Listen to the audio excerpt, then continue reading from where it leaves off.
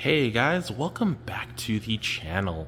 So today we are going to answer one of the most popular questions my friends ask me, my friends who are subscribers ask me when they come to my house. And the number one question is, what the hell happened to that little tank? So today we are going to talk about this Red Sea Nano Peninsula, which if you've watched the videos where I did the build on this, it is considerably different, and I'll go ahead and tell you why. So let's get into it. So in the last episode for this tank, it was doing pretty darn well. You know, it was really starting to grow out, doing, you know, super good with like the mushrooms, the leathers, everything else.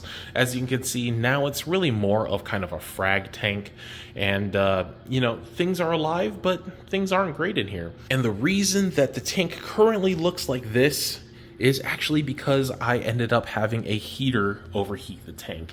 So what happened is I have one of these little heaters back here, the ones that almost everybody have with like the blue top, like the blue and the red. I forgot what brand this is. I think it's Eheim. I mean, I still use one, but the one that was before this, it kind of snapped and kind of overheated the tank. So I came home one day and this sucker was a good 85 and nothing looked good at all. I did end up losing some of the Zoas in this tank, but luckily for the most part everything else survived. But what I ended up doing was I actually you know, let this tank cool down, got a new heater, of course. Whatever didn't look good, I was afraid that it was going to crash the tank and I would lose everything. So what I did was I ended up actually swishing a bunch of the coral into regular salt water, and then I ended up moving it into the main display in hopes of saving it with just, you know, regular temperature, in which case, luckily, most of it did. So all I really did was just move everything. Ooh, look at the noodles right there. It's going crazy right now. It's like a foot long.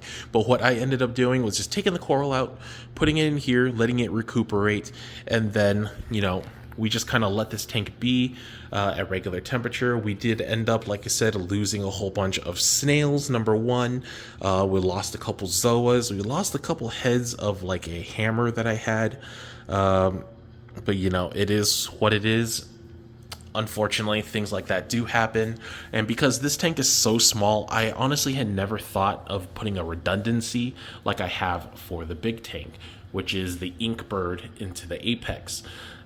This one is just operated out of just like a regular outlet bar, so nothing special at all. And, you know, I really thought that would do for this tank, and unfortunately, you know, bad things just happen sometimes. So as of right now, basically this tank is just kind of a frag tank. It holds just, you know, a bunch of variety of different corals.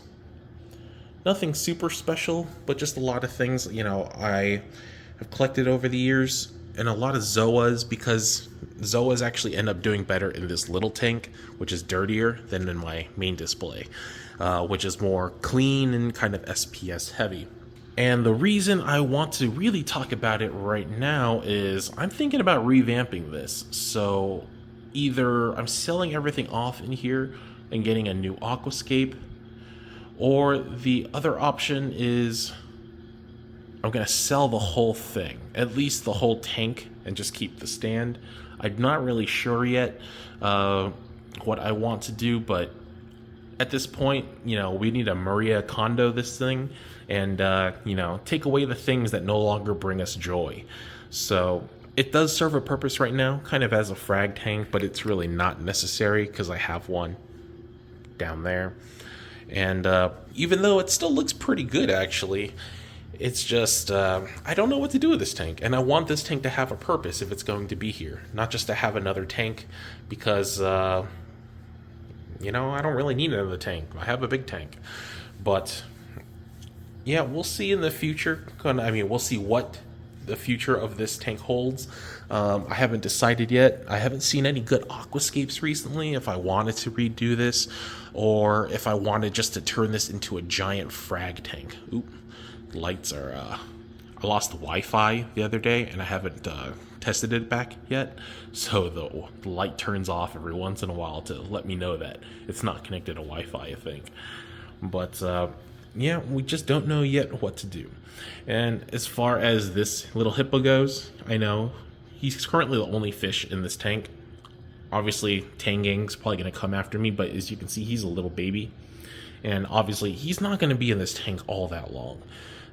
At some point, I'll either sell him off. He's just here for a little bit of algae control. And at some point, he might just go into either this tank, if I end up maybe switching out all the tangs to reduce aggression, or maybe I'll put him in the bottom with the clowns for a little bit. There's plenty of algae to eat down there. I haven't decided yet, but yeah, before you guys all try to ream me, he's not staying here forever. He's just, chilling here until he feels like it. But yeah, that is basically what happened to this tank.